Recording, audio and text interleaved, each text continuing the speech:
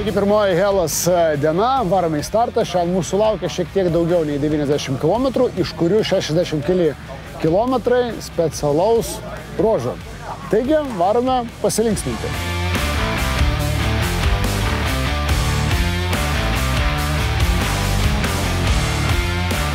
Pirmasis greičio ruožas įveiktas ir panašu, kad visas ralis turės būti juvelyrinis, visiškai be klaidų, nes nuvažiavimas nuo kelio netgi keliais centimetrus gali kainuoti padangas arba netgi avariją.